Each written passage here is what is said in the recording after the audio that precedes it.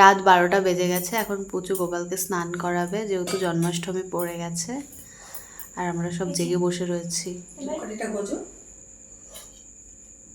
এই যে গোপালকে এখন স্নান করানো হবে।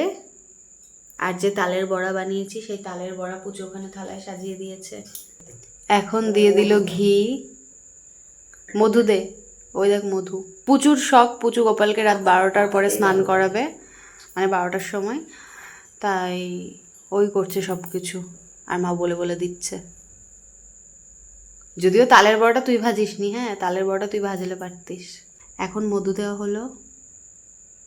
ও গপু, যদি এখন বলে ওটা কি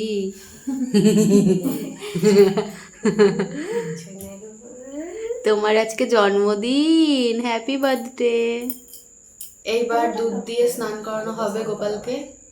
ঢাল, হ্যাঁ মাথাতে ঢালো। এবার গঙ্গার জল দিয়ে স্নান করানো হচ্ছে গোপালকে। হ্যাঁ সাদাটাই পরা। গোপাল তো স্নান করে সিংহাসনে বসে পড়েছে, আর সিংহাসনে আমরা ময়ূরের পালক গাছকে লাগিয়ে দিয়েছি। এখন ওকে জামা পরিয়ে সুন্দর করে সাজানো হবে। গোপালকে একটা সাদা জামা পরিয়ে দিয়েছে, আর এখন টুপি পরাচ্ছে। পুরো রেডি করিয়ে নিয়ে একবার ঘোরাবি, এদিকে দেখবো। পেছনটা কি সুন্দর লাগছে, কত ছোট বাচ্চাদের মতো লাগছে। ঘোরা।